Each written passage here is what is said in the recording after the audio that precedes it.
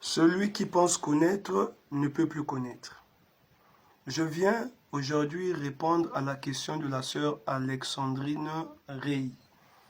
Nous allons lire sa question. Elle dit « Je voudrais savoir pourquoi pas 2 ou 3 ou plusieurs envoyés? Pourquoi un seul envoyé ?» Voilà. Voilà une très belle question de la part de notre sœur Alexandrine Rey. Vous sentez que c'est une sœur qui réfléchit. Et donc elle était même intelligente à l'école. Et cette question-là, si les pasteurs peuvent comprendre la réponse que je vais donner maintenant là, je pense que si les enfants de Christ aussi peuvent prêter attention, les églises vont fermer. Les gens vont se rendre compte que c'était de l'aventure. Ils n'étaient pas envoyés de Jésus-Christ. Pour répondre à la question de la sœur, je veux que la sœur puisse comprendre. Ensemble, surtout ces pasteurs-là, ces aventuriers-là, qui se disent envoyés de Jésus-Christ. Écoutez attentivement. Il n'y a pas d'envoyé s'il n'y a pas de mission.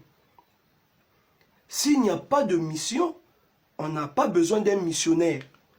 Il faudrait qu'il y ait une mission qui va susciter qu'on puisse envoyer un missionnaire. Tu as un enfant à la maison, tu dis à ton enfant, par exemple, X va. Mais l'enfant va dire, maman, je vais où? Mais tu dois lui dire où est-ce que l'enfant doit partir. Va au marché, va faire ceci, va faire cela. Donc, tant qu'il n'y a pas nécessité, tant qu'il n'y a pas une mission, on n'a pas besoin d'un missionnaire. Donc, Jésus, pour envoyer ses serviteurs, il faudrait qu'il y ait d'abord nécessité. Il faudrait qu'il y ait une nécessité.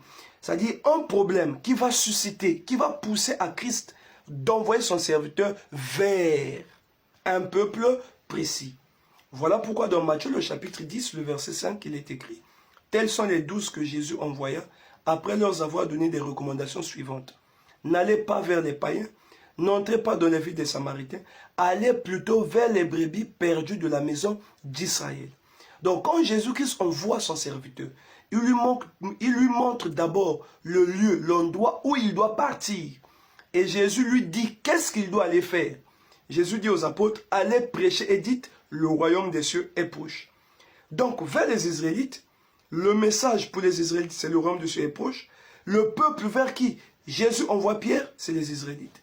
La Bible dit que celui qui a fait de moi Pierre, apôtre des circoncis, c'est le même qui a fait de toi Paul, l'apôtre des incirconcis.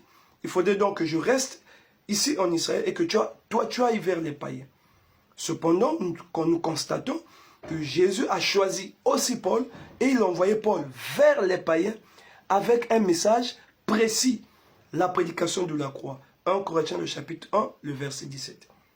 Donc aujourd'hui, s'il doit avoir un envoyé de Dieu, si quelqu'un se dit envoyé de Dieu aujourd'hui, il doit nous dire vers quel type de peuple Jésus l'a envoyé et quel est le message que Jésus lui a donné pour ce peuple.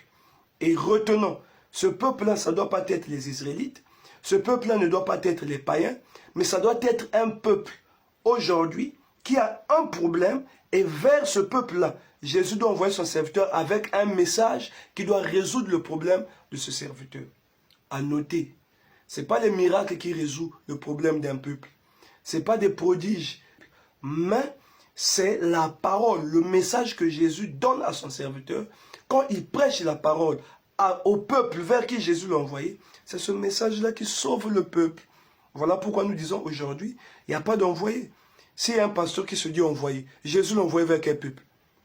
Surtout pas les païens. L'apôtre des païens, c'est Paul. Surtout pas les Israélites. L'apôtre des Israélites, c'est Pierre.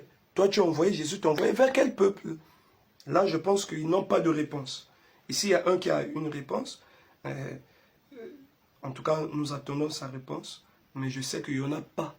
Il y a un seul envoyé de Jésus-Christ aujourd'hui que je connais, que je vais vous annoncer. Si vous voulez bien le découvrir, commentez et vous allez découvrir où se trouve le véritable Christ. Ce n'est pas dans tout ce qu'on est en train de voir là, la pagaille qu'on est en train de voir dans les réseaux sociaux, par-ci, par-là. Non, non, non. Il est quelque part et c'est lui l'envoyé de Christ.